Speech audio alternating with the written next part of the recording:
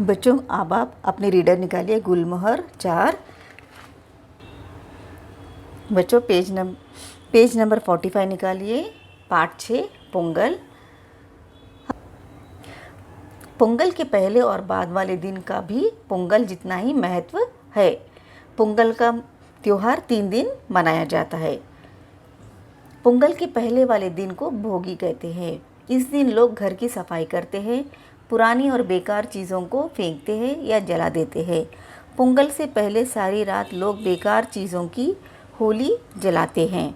चीज़ों को जलाते हुए लड़के छोटे छोटे ढोल पीटते रहते हैं। इस ढोल को तमिल में बोगी कोट्टू कहते हैं। ये ढोल इसी दिन के लिए बजाए जाते हैं। बच्चों, पोंगल का त्यौहार 3 दिन मनाया जाता है। पहले दिन को बोगी कहते हैं। इस दिन लोग घर की सफाई करते हैं, पुराने चीज़ों को फेंक देते हैं, जला देते हैं। तो सभी लोग अपनी चीज़ों को एक जगह लाकर उसकी होली जलाते हैं और छोटे छोटे बच्चे ढोल पीटते रहते हैं। इस ढोल को तमिल में बोगी कोट्टू कहते हैं। सांझ को जब घर में सफ़ेदी हो चुकी होती है तब फर्श को रगड़ कर धोया पोंछा जाता है। चावल के आटे से फर्श पर कुछ आकृतियाँ बनाई जाती है जिन्हें कोलम कहते हैं। कोलम नई फसल के चावल से बनाते हैं, इसीलिए इसका विशेष महत्व है। कोलम के सुर्ख आटे को पानी में घोलकर उससे प्रत्येक कमरे के भीतर दीवारों के साथ साथ पट्टियाँ बनाई जाती है। शाम के समय लोग क्या करते हैं, घर सब साफ पोंछ कर चावल के आटे से घर के बाहर आकृतियाँ बनाई जाती है, कुछ डिज़ाइंस बनाते हैं, आटे की रंगोली बनाई जाती है। उस रंगोली को कोलम कहते हैं।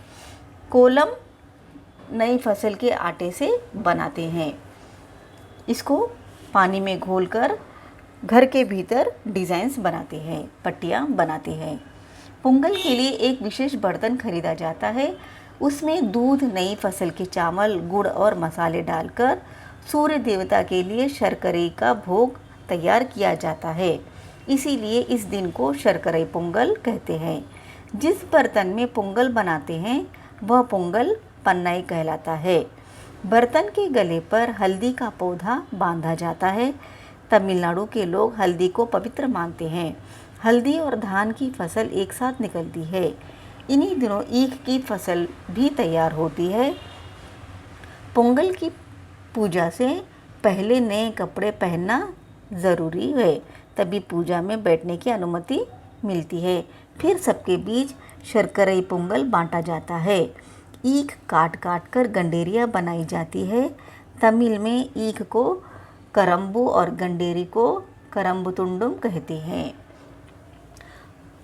पोंगल का विशेष महत्व है। इस दिन दूध और नए फसल के चावल से और गुड़ और थोड़े मसाले डालकर सूर्य देवता को एक शर्करे का भोग लगाया जाता है, तो इसी को शर्करे पोंगल कहते हैं। और जिस बर्तन में इस पोंगल को बनाया जाता है उसे पोंगल कहते हैं, पोंगल पन्नाई कहते हैं। बर्तन के गले में हल्दी का पौधा बांधा जाता है। तमिलनाडु के लोग हल्दी को पवित्र मानते हैं। इस दिन ईख की फसल तैयार होकर आती है और ईख को छोटे छोटे टुकड़ों में काटते हैं। इस ईख को गंडेरी और करम्बुतुंडुम कहते हैं। पोंगल के बाद वाला दिन मट्टू पोंगल के रूप में मनाया जाता है। इस दिन पशुओं के प्रति कृतज्ञता प्रकट की जाती है, क्योंकि सारे साल में ही परिवार की सेवा करते हैं। गायों के मस्तक पर हल्दी कुमकुम लगाई जाती है। उनके गले में पुष्पहार डालकर उनकी पूजा की जाती है। उसके बाद उन्हें पोंगल खिलाया जाता है। खेतों में काम करने वाले लोग बैलगाड़ियों, हलों और दूसरे औजारों, हथियारों पर रंग रोगन करते हैं। बैलों के सींगों को घिस कर नोकदार बनाया जाता है। उन पर रंग रोगन लगाकर उनकी नोकों पर धातु के छल्ले मढ़ दिए जाते हैं। ये तैयारियां होती है मंजी विरट्टू के लिए। रंग बिरंगे सींगों वाले बैल गले में मनके और घंटियां टनटनाते हुए गलियों में दौड़ते हैं। उनके पीछे युवकों के झुंड चलते हैं। कभी कभार कोई युवक किसी बैल को घेर कर उसकी पीठ पर सवार हो जाता है। कुछ फासले तक उसे दौड़ाने के बाद वह बैल के गले में बंधी रुपयों की थैली उतार लेता है। रुपये उस युवक के हो जाते हैं। पोंगल के दिन पशुओं को आभार प्रकट किया जाता है, क्योंकि बैल ही किसान की आजीविका है, क्योंकि बैल उनके खेतों में काम करते हैं। तो बैलों को सजाया जाता है, उनकी सींगों को रंगते हैं और बैलों को तैयारी करते हैं, उन्हें मंजी विरट्टू कहते हैं। उनके गले में घंटियां बांधा जाता है और उन्हें फूलों का हार पहनाया जाता है। किसान अब बैलों को दौड़ाते हैं और उसके गले में पैसों की थैली, रुपयों की थैली उसके ऊपर लगा देते हैं, गले में बांध देते हैं। जो भी युवक उस बैल को अपने काबू कर लेता है और उसके वो गले के पैसे उसके हो जाते हैं। पर सब बैल इतनी आसानी से काबू में नहीं आते। कुछ बैल तो बड़े उग्र होते हैं। उग्र का मतलब बहुत ही क्रोधित होते हैं।